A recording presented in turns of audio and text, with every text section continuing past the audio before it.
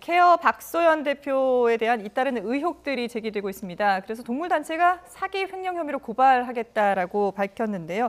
이 내용, 오늘 일단 동물단체가 박소연 대표를 고소하겠다, 고발하겠다 이렇게 밝혔죠. 네, 그렇습니다. 이제 동물보호단체 이름이 이제 비글 구조 네트워크라고 하는 데인데요. 네. 거기에서는 오늘 4시에 서울중앙지검에 이제 출석을 해가지고 박 대표에 대한 고발장을 이제 접수를 할 예정이라고 합니다. 네. 그런데 이제 혐의로서 지금 이제 그 특정 경제범죄 가중처벌법상에 있어서의 사기 횡령 그리고 동물보호법 위반인데요.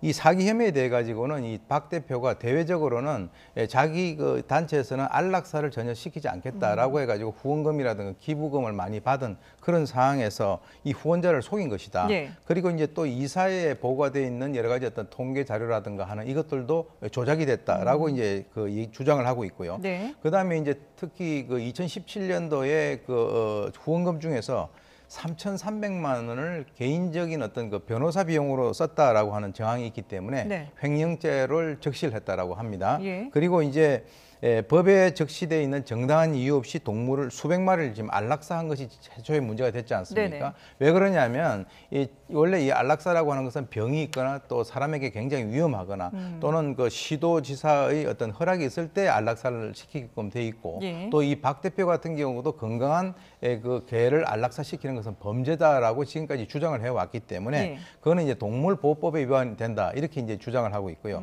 그다음에 또 하나 이제 그 추가적인 의혹이 있는 것이 이 박 대표가 이 단체 명의가 아닌 자신의 명의로 그 동물보호소 부지를 1억 8천에 그 매입을 했다라고 하는 이 의혹이 있습니다. 예. 그것은 이제 뭐 여러 가지 뭐 본인이 횡령을 했을 수도 있고 아니면 거기가 일반 법인이 농지 구입을 할 수 없기 때문에 자신의 이름을 빌려줄 수도 있는데 어쨌든 간에 그것은 추가적으로 이 부동산법 위반과 같은 여러 가지 어떤 범죄 검토를 해가지고 네네. 추가적으로 다시 또 그 문제를 제기하겠다 이렇게 얘기를 하고 있습니다. 예.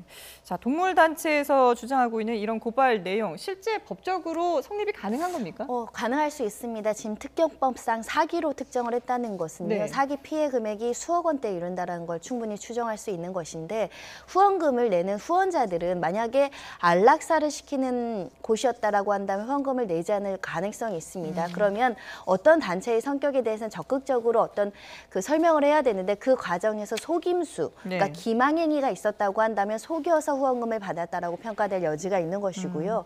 더군다나 박 대표는 여러 차례 본인 SNS나 방송을 통해서 안락사하지 않는다는 것을 계속 공표해 왔습니다. 그렇죠. 그런 사실이 기망행위로 평가될 수 있다는 것이고요.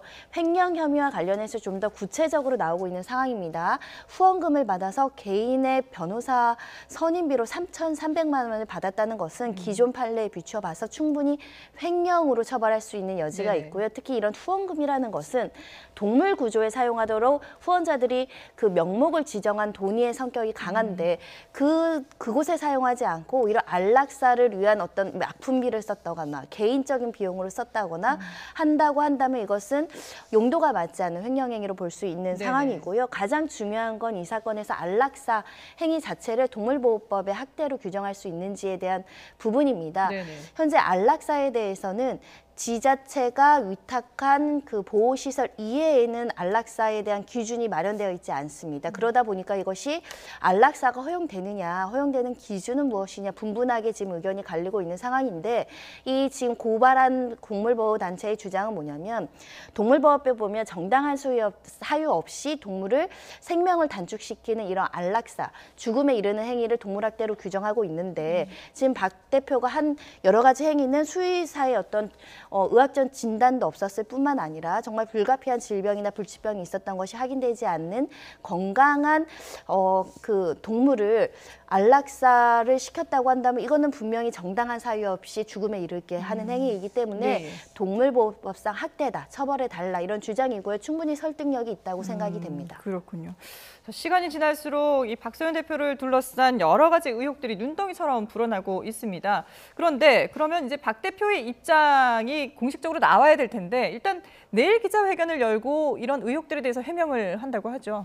본인이 이제 해명을 한다라고 하는데 어떤 해명을 할 건가 굉장히 참 그 흥미롭습니다. 왜 예. 그러냐면 이 박 대표 같은 경우는 최초에 이 동물에 대해 가지고 자기가 그런 그 생각을 한 것은 어렸을 때요. 길을 지나가다가 정육점에 저 소나 이 돼지 다리가 걸려 있는 걸 보고 나는 앞으로 자라가지고 너희들이 이런 어떤 대우를 받지 않도록 하겠다라고 결심을 하고 난 이후에 이러한 어떤 조직을 만들었다라고 얘기해서 네. 그동안에 사실 그 이미지상으로 지금 사실 이것이 이제 뭐 어떤 아까 얘기 나온 그 법리적인 것을 따져봐야 되겠습니다만 네. 그 이전에 어떤 도덕적인 또는 이미지적인 그런 측면에서는 상당히 이 많은 사람들의 그 뭐라 그럴까요? 지지를 받아왔는데 그 어떤 지지나 후원을 배반을 했단 말이죠. 네. 그런데 이제 그것에 대해서 뭔가 해명을 하겠다라고 하니까 글쎄 지금까지 나와 있는 이 여러 가지 것들만 본다 하더라도 이것은 해명을 할 것이 아니라 사죄를 해야 되지 않는가라고 하는 생각도 드는데요. 네네. 한번 지켜봐야 되겠습니다. 예. 자, 박소연 대표가 내일 사죄를 할지 아니면 단순히 그냥 자신과 관련된 의혹에 대해서 해명만 할지 저희가 또 지켜보도록 하겠습니다.